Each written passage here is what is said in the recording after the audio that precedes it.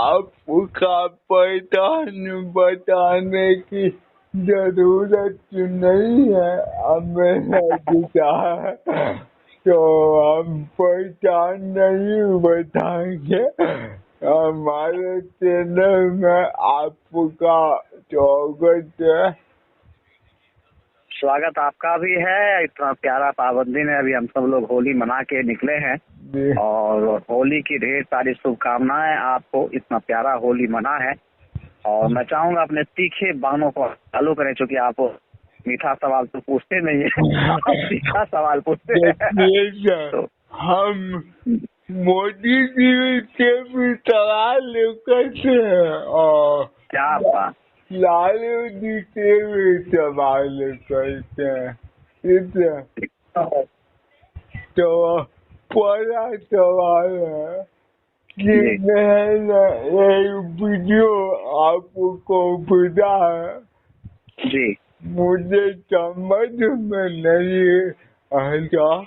जब आप पागल में रह के सिपाही को सस्पेंड करा सकते हैं, तो पागल में आके आप क्या कीजिएगा? बात तो सही है आपका, लेकिन मैंने उस वीडियो को देखा है। पुलिस जो होता है, पुलिस अपने अनुशासन में जीता है, पुलिस अपने अनुशासन में जीता, आपकी सुरक्षा करता, आपके जानों की रक्षा करता है। वो आपका बॉडीगार्ड भी था और उस व्यक्ति को आप ये सीधे तौर पे धमका रहे हैं, दरोगा बाबू आपको ठुमका लगाना पड़ेगा, अगर ठुमका नहीं लगाइएगा तो आप सस्पेंड कर दिया जाइएगा। बुरा ना मानो, होली है। देखिए, किसी चीज का कोई मर्यादा होता है, आप मर्यादा में रहेंगे तभी आपको क्यों ना श्री राम जी को मर्यादा पुरुषोत्तम कहा गया है। आपने मर्यादा को तार के आप उस व्यक्ति को बेइज्जत करने का काम किए हैं जो आपकी सेवा में है, जो आपकी सुरक्षा में है, जो आपको जो आपकी दिन रात सुरक्षा में रहता है कि आपको कोई खरोच ना लगे। और आप उस व्यक्ति को इस तरीके से अति करने की बुरा नाचे नहीं तो सस्पेंड करते जाओगे, ऐसा नहीं चलेगा। इस तरह के व्यक्ति का सामाजिक बहिष्कार होना चाहिए और निश्चित तौर पर होना चाहिए। और जनता को भी समझना चाहिए, जो जनता उनको वोट देती है उनको भी समझना चाहिए कि इस तरह के व्यक्ति को जिताने से कोई फायदा नहीं है। अगर आप इस तरह के व्यक्ति को जिताते हैं तो समाज में दुर्गंध ही फैलाएंगे। तो मैं आपसे पूछना चाहूँगा, जो मैं कल क्या बात करता हूँ, जिसका बाप दादा को करते रहा उससे का बेटा थे आप, और क्या मुझे आज मुझसे कई सारे पत्रकारों ने इस मैटर पे सवाल पूछा था, तो मैंने उनको साफ जवाब दिया कि आप उस व्यक्ति का सोच कैसा हो सकता था। बीते दिनों वो स्वास्थ्य मंत्री बन के घूम रहे थे, तो स्वास्थ्य मंत्री का इतना नीचा सोच है तो मैं समझता हूँ कि इससे ज्यादा बुरा दिन कुछ और नहीं हो सकता। और उस पुलिस वाले की मजबूरी मैंने देखा था, उसको बोला जा रहा था कि आप अगर नहीं नाचेगा तो आपका वर्दी उतरवा दिया जाएगा, सस्पेंड कर दिया जाएगा। तो ये जब पावर में नहीं तो इनका ये स्थिति है, जब पावर में आएंगे तब ये क्या हाल करते होंगे, ये किसी से छुपा हुआ नहीं है। जब का हमको याद है जंगल के बाद कोई बाहर नहीं निकल पाता। 6 बजे के बाद तो बहुत दूर है पत्रकार साहब। आप याद कीजिए कि आपके घर का कोई व्यक्ति बाहर निकलता था तो आप ये नहीं सोच पाते थे कि वो दोबारा लौटेगा कि नहीं लौटेगा, कब कहाँ किस रूप में किडनैप हो जाएगा। आपको याद होगा लालू जी की बेटी की शादी थी, एजेंसी से नई गाड़ियां उठा लिया गया था जबरदस्ती। शादी में सबको दिया गया कि आप इसको, बारातियों को दिया गया आप इससे एंजॉय कीजिए, रेड कारपेट बिछाया गया था, पूरी पटना को तहस नहस करके रख दिया गया था। तो आप कैसे बोल सकते हैं? आज वही अस्पताल है जहाँ पे कुत्ता भौंकता था, स्कूल में गेट नहीं हुआ करता था, खिड़की नहीं हुआ करता था, पढ़ाई तो बहुत दूर की बात। तो निश्चित तौर पे जंगल राज से हम लोग बहुत आगे आए हैं और नीतीश कुमार जी का देन है कि आज रोड तो खैर आप बहुत बड़ी बात करें तो कोई ऐसा गली नहीं है जो मैंने ढलाई ना किया हो। तो ये विकास का ही परिणाम है, ये उसी का परिणाम है कि आज हम लोग इतनी खुली हवा में सांस ले रहे हैं। आज हर लोग तरक्की कर रहा है, लोग बाहर को छोड़ के अपने गांव को पकड़ रहे हैं, छोटा मोटा रोजी रोजगार अपने गांव में ही कर रहे हैं। और बहुत हद तक आप देखिएगा अगले 5 सालों में जो है बहुत सारे लोग गांव में शिफ्ट हो जाएंगे, बाहर जाने का जरूरत नहीं पड़ेगा। हालांकि भारत हम लोग का, हम लोग कहीं भी आ जा सकते काम के उससे, लेकिन मजबूरी में कोई बाहर नहीं जाएगा, ऐसा हमको लगता है अगले 5 साल में इतना काम होगा। हम भी देख रहे हैं बरौनी में कुछ प्लांट खुला है और कितना कारखाना बिहार में आने वाला है हम भी जानते हैं क्या। मगर मैं एक सवाल आपसे करूँगा कि आप मोदी जी के पार्टी से प्लस एक कलाकार भी है, तो हमें नहीं लेके चाहे कि कलाकार किसी पार्टी का होगा।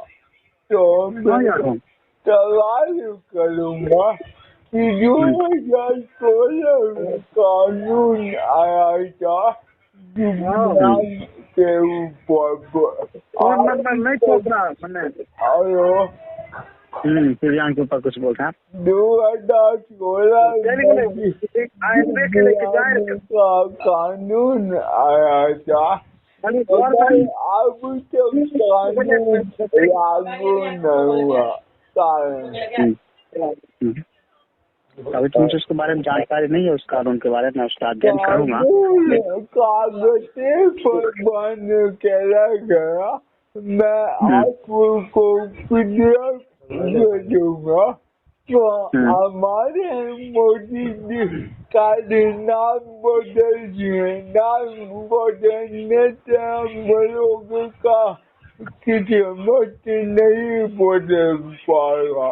तो इसके बारे में आप क्या करना चाहेंगे? मैं इसका लेक्चर को पढ़ूंगा, पढ़ने के बाद मैं आपको इसके बारे में इसके बारे में भी आप कुछ इंटरव्यू होगा तो जी, अगले इंटरव्यू में इस बात को जानकारी लेके आपको उचित तरीके से बता पाऊंगा। अभी तो मुझे जानकारी नहीं है। तो दिव्यांग का पेंशन कब तक बढ़ाइएगा? ये एक आपका मुद्दा है कि दिव्यांग का पेंशन कब तक बढ़ेगा। मैं आपको बता दूं कि आने वाले चुनाव से पहले दिव्यांग को लेके नीतीश कुमार जी की तरफ से कुछ अच्छी घोषणाएं की जा सकती है और साथ ही साथ सेंट्रल गवर्नमेंट की तरफ से भी अच्छी घोषणाएं की जा सकती है, क्योंकि पूरे भारत की दिव्यांग संघ के द्वारा माननीय प्रधानमंत्री जी को पत्र भी दिया गया और उनसे मांग भी किया गया है। तो क्योंकि उस पे काम किया जा रहा है। जहाँ तक मुझे जानकारी है कि आने वाले दिनों में दिव्यांग भाई के पेंशन को लेकर के बहुत अच्छी घोषणा होने जा रही है, वो ऐतिहासिक घोषणा होगा। एक सवाल हमारे बोले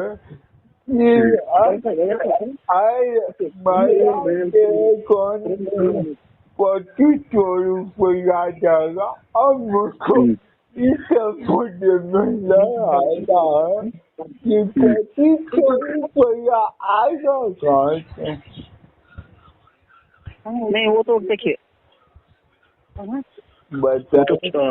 वहाँ के मुख्यमंत्री समझे, लेकिन मुख्यमंत्री जी ने कहा है, आप दिल्ली की बात कर रहे हैं, तो दिल्ली के मुख्यमंत्री ने तो बोला है कि 2500 रुपया जो देने की बात है वो हम लोग उस बात पे अड़िग है और वो रुपया देंगे, क्योंकि उसके लिए कुछ प्रावधान बन रहा है। अगर वो प्रावधान जो भी है सक्सेस हो जाता है निश्चित तौर पे वो होगा और बिल्कुल होगा।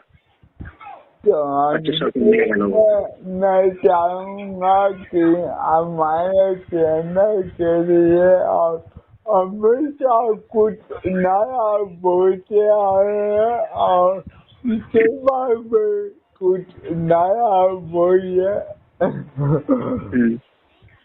नया यही है, मैंने एक मुंगेर पुल का मुद्दा उठाया है। जो मुंगेर पुल का नाम था वो ब्रह्मानंद मंडल के नाम के हिसाब से होना चाहिए था, लेकिन उसको जातिवाद के चक्कर में कोई नाम नहीं दिया गया। और उस मुद्दे को मैंने अभी होली का गाना गाया था, होली के गाने में उस मुद्दे को मैंने रखा था कि जानने वाला के दर से मैं नहीं डाला हूँ। हाँ, तो नहीं तो उसका एक वर्ड था 1953 में जब नेहरू आए थे बिहार, 1953 में जब नेहरू आए थे बिहार, राजी हो गई थी सरकार जोगीरा सारा रा रा रा। आप उसको सुनिएगा, बहुत प्यारा गाना, और पूरे मुंगेर फूल का इतिहास मैंने उस पर दिया है।